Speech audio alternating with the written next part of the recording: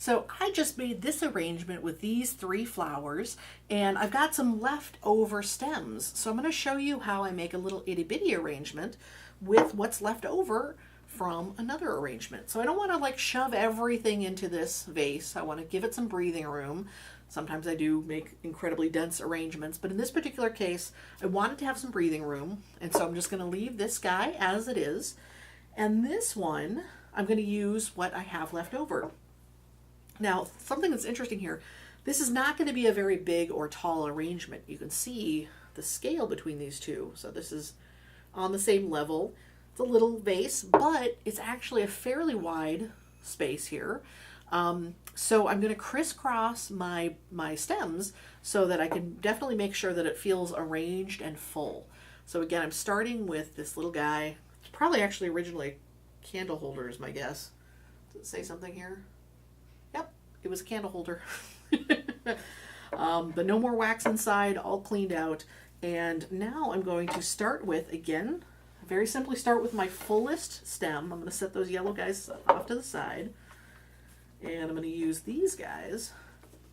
Now when I made my first arrangement, I had a lot of little tiny stems like this, but I'm going to start with, I'm going to sort out my stems so I know what I'm working with here. I'm going to take my little itty bitty teeny tiny guys over here, and then my bigger ones, so I have 2 large stems left, and lots of itty bitty teeny tinies over here. And this isn't, you know, some people you might find on sites or in stores something called a bud vase. This is bigger than a bud vase. I mean, usually a bud vase is super tiny and it really just only holds 1 or 2 stems. And they're great to have around. Highly recommend either saving like an interesting small bottle from something, or if you have, or, you know, getting a bud vase. But again, the idea of a bud vase is teeny, teeny, tiny, and usually a pretty small neck. This guy has a bigger neck. So I would just call this, you know, just a much smaller vase versus a bud vase. Just so you know.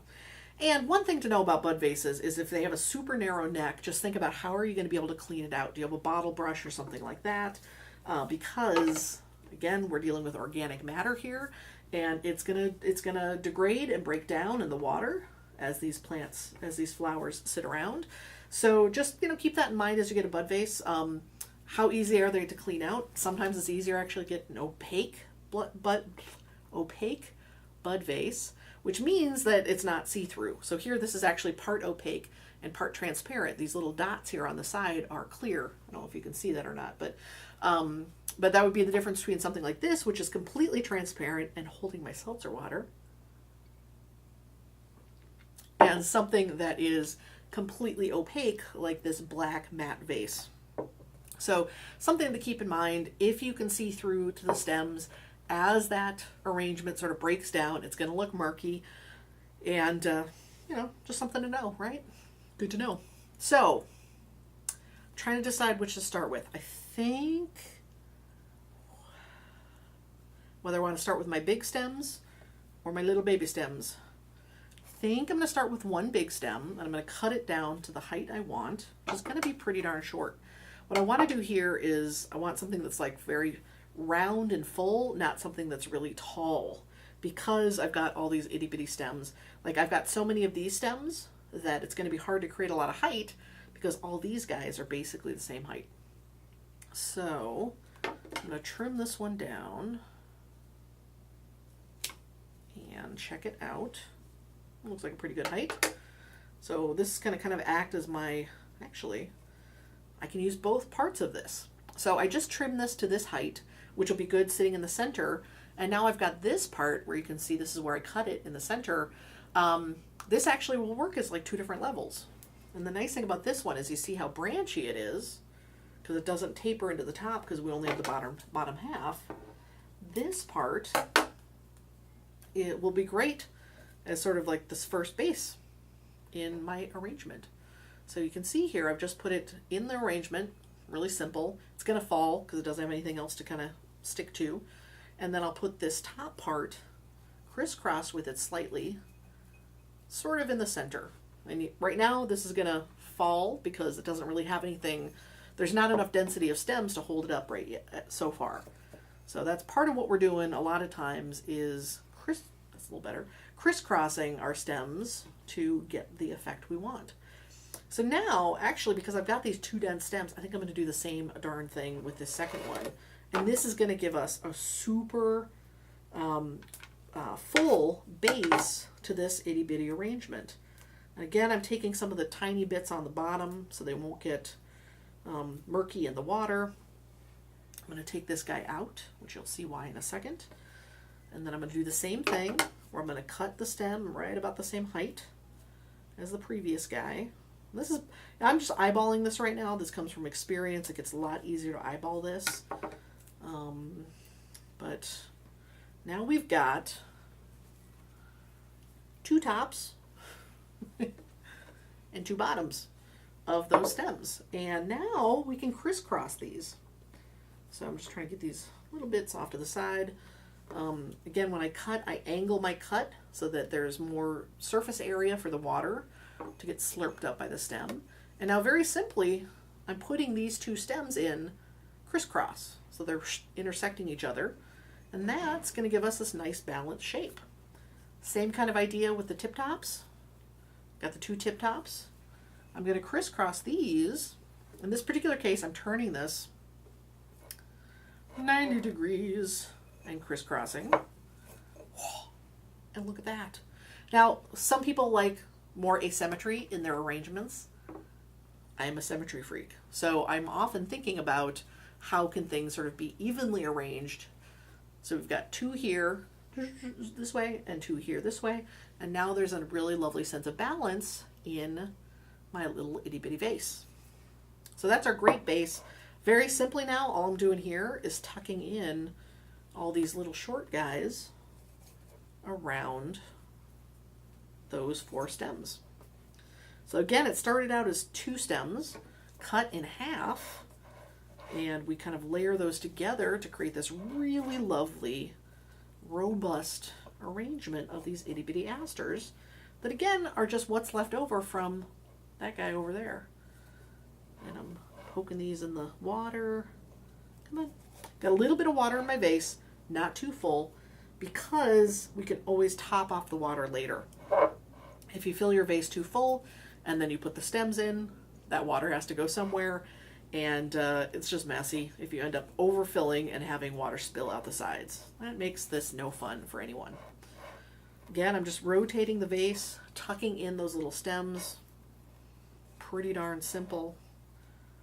Giving it just a little more fill as we go. That one I think might even be too short, so we'll set that aside. And here we go. Ta-da! So here are all the mini asters that are left over from this arrangement in this small vase. And I still have these two mums to go. So now I want to make sure I cut down these two stems. I'm going to use symmetry. I'm going to do a very similar kind of crisscross in the vase, like I did with this guy, or with these guys. And the main thing is I just want to make sure I cut it to a height that works well with what I already have here. And I'm looking at these beautiful little tiny, tiny flowers. So again, if I cut off in little pieces as I go, I'll get the right height. Don't cut off too much and then make it too short, because you can't put that stem back on. Then you're just going to have something that's like, if I cut it really short, it would be kind of buried among these beautiful stems so far. So I'm going to cut off little bits. Very simply, again, I'm cutting at an angle, and then I hold it up to my vase to see, is it the height I want? Still a little tall. Cut off a little bit more. Hold it up to my vase. That looks perfect. And then I'm going to tuck this one in. Still tall. Okay, so what I did is I just tucked it into the vase, and you can see this guy is kind of, I don't know if you can see that.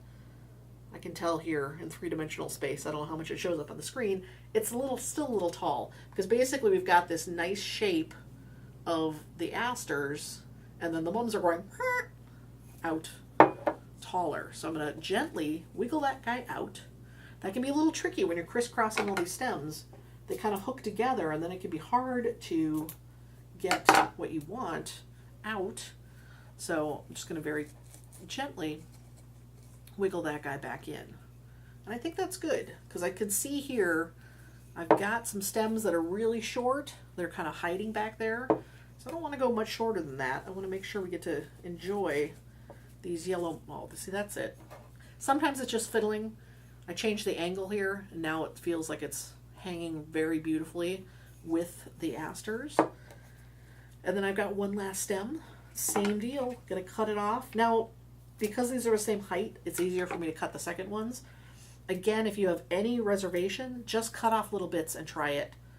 You know, this is something I've been doing for years and years and years, so I have pretty good eye kind of knowing like, okay, that's about the right height, that's the right length. But if you're feeling nervous about it, just cut little bits, hold it up, check, cut a little bit, hold it up, check until you know or you think that you've got about the right height. And now this one kind of went on this side, so now this one's going to kind of go on this side. So again, because I like symmetry. And then we're going to put this guy up. Again, a little too tall. If you can tell from this angle, but this guy is here, this guy is up here. So I can eyeball it and think it looks good, and then when you put it in the arrangement, you go, not quite. And again, because these crisscross, I'm going to wiggle, wiggle, wiggle. Cut off a little bit more. Tuck it back into my arrangement. And there we go. So now I've got a whole second arrangement from what didn't fit in this arrangement. So ta-da, 2 arrangements. And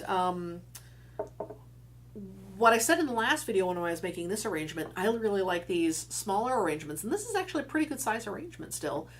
These are great for bathroom vanity or your nightstand. Very easy. You could take this to, if you work away from home, take it to your desk at work, a little bit of sunshine. But the great thing is all these flowers were $12 here in Chicago terms, because my grocery had 3 bundles of flowers for $12. So that's just an example of how to arrange what was left from this arrangement into this sunny little guy. And now the last thing I'm going to do, again, the water is really low right now in this vase. I'm going to top off the water to make sure these have enough hydration. And I'm going to enjoy my 2 gorgeous arrangements. Now, if you do not, another thing you can do, like I was suggesting, you can put this arrangement in a totally different space. You know, one thing you can do that's a lot of fun is you could actually sit these 2 next to each other. And then you have like this gorgeous kind of abundance. I often will look at, do I have any fruit at home? Do I have any other objects that I like that have some of these colors, and actually make it a little arrangement? I could put this in the center of my dining table, and like I know I've got some really gorgeous yellow bowls, so I could take one of those yellow bowls, fill it with something, I don't know what, I'm blanking at the moment. It could be anything. It could be, like I just noticed chestnuts at the grocery store because it's, you know, cold. It's getting cold, as you can tell by the turtleneck. You know, I could fill a bowl of chestnuts and that would just look gorgeous next to these 2 arrangements. You know, knickknacks, anything you like, candles, just be careful if you're lighting the candle, that it's not going to burn the flowers. Yeah, so you can think about this as being kind of a cluster arrangement that's just not one single arrangement, but how could these kind of nestle together? Generally, you like to think about things in odd numbers. So right now I've got something at this height, something at this height. So that's why my mind immediately went to a bowl, which would sort of sit at a lower level. It's a little hard to see with the frame here, but down here I'd have something creating sort of a grouping of 3 on the center of my dining table. I definitely hope you found this useful. I certainly welcome your comments. If you are a professional florist and you have any advice for me, I welcome it, because again, I'm just an enthusiastic amateur who wants to share what I know with you so you can enjoy fresh flowers too. So that is, again, the gorgeous little bouquet we got from this gorgeous bouquet. And I really, really, really appreciate you watching.